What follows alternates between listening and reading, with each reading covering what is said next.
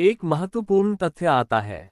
Reticular activating system RES, ये हमारे मस्तिष्क का एक खास सिस्टम होता है जो हमें सिर्फ उन्हीं चीजों पर ध्यान देने देता है जो हमारे लक्ष्य से जुड़ी होती हैं। उदाहरण के लिए, अगर आप सोचते हैं कि मुझे एक लेखक बनना है, तो अचानक आपको किताबें, लेखन से जुड़ी जानकारी और अवसर खुद ही दिखने लगते हैं। ये कोई जादू नहीं है, ये आपका लक्ष्य और दिमाग का आपसी तालमेल है। अब सवाल ये है, लक्ष्य कैसा होना चाहिए? कई बार लोग बहुत बड़े बड़े लक्ष्य बना लेते हैं, लेकिन वो इतने धुंधले और अनियोजित होते हैं कि दिमाग उन्हें समझ ही नहीं पाता। इसलिए पहला कदम है अपने लक्ष्य को स्पष्ट और यथार्थवादी बनाना। उदाहरण के लिए, अगर आप कहते हैं मुझे सफल बनना है, तो ये बहुत ही धुंधला लक्ष्य है। लेकिन अगर आप कहते हैं मुझे अगले 6 महीनों में एक किताब लिखनी है, या मुझे 1 साल में एक छोटा बिजनेस शुरू करना है, तो आपका दिमाग उस लक्ष्य को पकड़ पाता है। यहाँ एक और बात समझना जरूरी है। लक्ष्य केवल मस्तिष्क को दिशा ही नहीं देता, बल्कि भावनात्मक ऊर्जा भी प्रदान करता है। जब हम एक लक्ष्य बनाते हैं और उसे पाने की कल्पना करते हैं, तो हमारे दिमाग में डोपामिन नामक रसायन रिलीज होता है। ये रसायन हमें खुशी, प्रेरणा और एक सकारात्मक ऊर्जा देता है। यानी लक्ष्य केवल मन को रोकता नहीं, बल्कि उसे चलने की सही प्रेरणा भी देता है।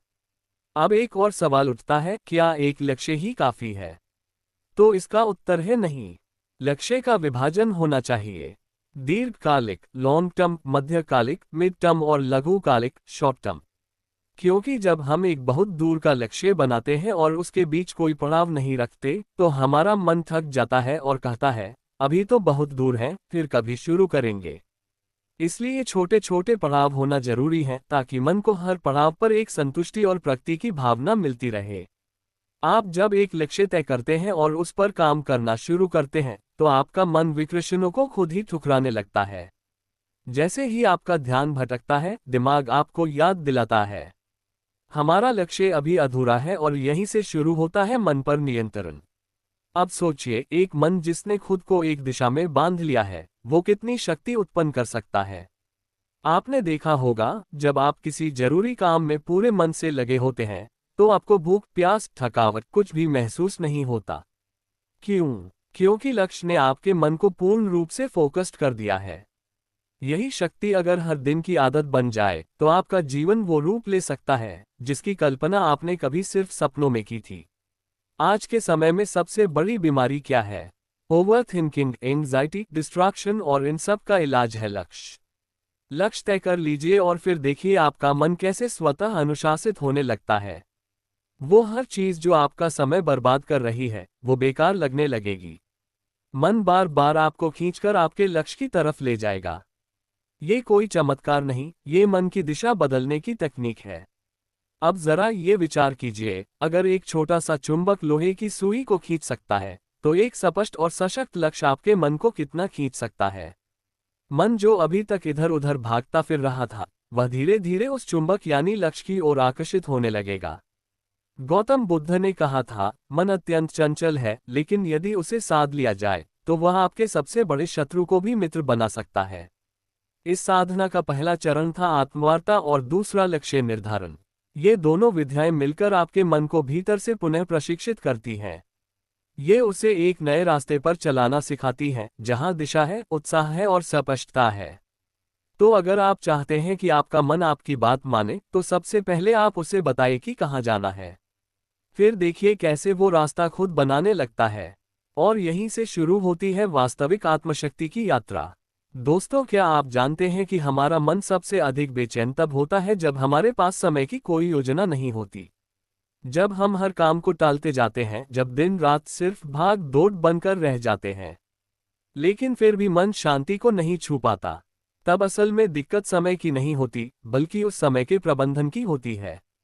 और यहीं से शुरू होती है मन को काबू में रखने की तीसरी शक्तिशाली विधि, समय प्रबंधन। आज हम जिस दुनिया में जी रहे हैं, वहां व्यस्त रहना एक ट्रेंड बन गया है। लेकिन व्यस्त होना और व्यस्तता का प्रबंधन कर पाना, ये दोनों एक जैसी चीजें नहीं हैं। अगर आप दिन भर बहुत कुछ करते रहते हैं, लेकिन अंत में थककर गिर पड़ते हैं और खुद से ही नाराज रहते हैं, तो यकीन मानिए आप समय को नहीं चला रहे हैं, समय आपको चला रहा है। और जब समय हमें चलाने लगे तो मन खुद ब खुद बेचैन, चिंतित और थका हुआ महसूस करता है। हमारा मस्तिष्क तब सबसे अच्छा काम करता है जब वह जानता है कि अगला कदम क्या है।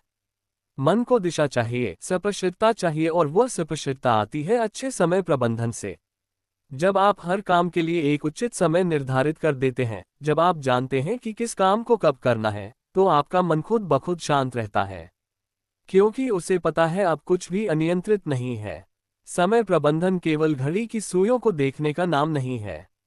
ये एक विज्ञान है, एक कला है और साथ ही एक साधना है। अगर आपने इसे साध लिया तो आप केवल अपने दिन को नहीं, अपने जीवन को, अपने भाग्य को और अपने मन को भी साध लेंगे। आधुनिक मनोविज्ञान कहता है कि जब हम अपने दिन की योजना बनाते हैं और उसे फॉलो करते हैं, तो हमारा ब्रेन डोपामिन नामक एक रसायन छोड़ता है जो हमें संतुष्टि और ऊर्जा का एहसास कराता है। ये वही रसायन है जो तब निकलता है जब हम कोई उपलब्धि प्राप्त करते हैं। यानी यदि आप हर सुबह अपनी दिनचर्या तय कर लेते हैं और दिन के अंत में उस पर टिके रहते हैं, तो आपका मस्तिष्क आपको एक सफल व्यक्ति की अनुभूति देता है, जिससे आत्मविश्वास बढ़ता है, चिंता घटती है और मन शांत होता है।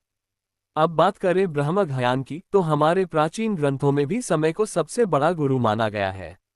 वेदों में कहा गया है, कालो ही परमन बलम, अर्थात समय ही सबसे बड़ी शक्ति है। जो इस शक्ति के साथ चलना सीख लेता है, उसके लिए कोई भी लक्ष्य असंभव नहीं रह जाता। गौतम बुद्ध भी समय के महत्व को भली भांति समझते थे। उन्होंने एक जगह कहा था, जो व्यक्ति एक क्षण को भी व्यर्थ नहीं जाने देता, वह जीवन को पूर्णता के साथ जीता है। बुद्ध के अनुसार जीवन की सच्ची शांति तभी संभव है जब हम हर क्षण में जागरूक रहें, हर पल का उपयोग करें। उन्होंने एक और अद्भुत बात कही थी, भविष्य की चिंता मत करो, भूतकाल के पछतावे में मत रहो, वर्तमान क्षण में जियो, क्योंकि यहीं पर जीवन है। समय प्रबंधन हमें वर्तमान में केंद्रित रहने की कला सिखाता है। जब हम अपने कार्यों को समयबद्ध करते हैं, तो हम अपने मन को अनावश्यक विचारों और चिंता से बचाते हैं। इससे मन न तो अतीत की गलियों में भटकता है, न भविष्य की अनिश्चितता में उलझता है। वह ठहरता है, जागता है और नियंत्रण में आता है। आधुनिक समय में अगर कोई व्यक्ति कहता है, मेरे पास समय नहीं है, तो असल में वह कह रहा है, मेरे पास प्राथमिकता तय करने की कला नहीं है। क्योंकि सच यह है कि हम सबके पास एक ही दिन के 24 घंटे हैं। अंतर केवल इस बात में है कि कोई उन्हें कैसे उपयोग करता है। कोई उस समय से अपने सपनों का महल बना लेता है, तो कोई उसी समय को टालमटोल और आलस्य में गवा देता है। एक और मनोवैज्ञानिक शोध ये बताता है कि जब कोई व्यक्ति अपने कामों को प्रॉपर टाइम फ्रेम में बांट देता है, तो उसकी निर्णय लेने की शक्ति और आत्मा शांत हो जाता है। और जब मन शांत होता है, तभी तो आप अपने विचारों को स्पष्ट देख सकते हैं। ये क्लैरिटी ऑफ थॉट्स ही आपकी हर समस्या का हल है, क्योंकि समस्या से ज्यादा परेशान करने वाला तो भ्रम होता है, और भ्रम तब टूटता है जब विचारों में स्पष्टता आती है। आज मनोवैज्ञानिक भी कहते हैं कि जब कोई व्यक्ति रोज 10-15 मिनट ध्यान करता है, तो उसका एमिगडाला, जो हमारे मस्तिष्क का वह हिस्सा है जो डर और चिंता को नियंत्रित करता है, वह छोटा होने लगता है। और इससे व्यक्ति का इमोशनल रिस्पॉन्स सुधरने लगता है। मतलब यह है कि जो बात पहले आपको बहुत जल्दी गुस्सा दिला देती थी, वही बात अब शायद आपको हंसी में टालने की शक्ति दे दे। जो पहले आपकी नींद छीन लेती थी, वही अब आपको गहरी नींद में डुबा दे। ध्यान कोई दिखावा नहीं है, ये एक आंतरिक प्रक्रिया है, और ये तभी फल देती है जब आप इसे श्रद्धा और नियमितता से करते हैं। जैसे शरीर के लिए व्यायाम जरूरी है, वैसे ही मन के लिए ध्यान एक आवश्यकता है। ये कोई विकल्प नहीं, बल्कि मानसिक स्वच्छता का मूल आधार है। अब जरा एक पल रुकिए और अपने भीतर झांकिए। बिना किसी आवाज के, बिना किसी शब्द के, बस खुद के साथ कुछ पल बिताने की कोशिश कीजिए। क्या आप जानते हैं कि जब आप गहराई से ध्यान में जाते हैं, तो आप न सिर्फ अपने विचारों को समझने लगते हैं, बल्कि आप ये भी महसूस करने लगते हैं कि आप वो विचार नहीं हैं। आप तो वो देखने वाला है जो हर विचार को आते जाते देख रहा है। गौतम बुद्ध ने ध्यान को जीवन का मूल बताया। उन्होंने कहा, ध्यान ही एकमात्र रास्ता है जिससे तुम अपने भीतर की आग को बुझा सकते हो। उन्होंने वर्षों तक मौन साधना की, अपने विचारों को परखा और उसी गहराई से उन्होंने संसार को बताया कि मनुष्य का दुख किसी बाहरी कारण से नहीं होता, बल्कि उसके मन की अस्थिरता ही उसका सबसे बड़ा शत्रु है। और इस शत्रु को हराने का एकमात्र रास्ता ध्यान है। बुद्ध के अनुसार ध्यान तुम्हें साक्षी बनाता है। और जब तुम साक्षी हो जाते हो तब तुम अपने डर को भी, अपने क्रोध को भी, अपनी व्यथा को भी बाहर से देख सकते हो। और यही दूरी ही तो है मुक्ति की शुरुआत।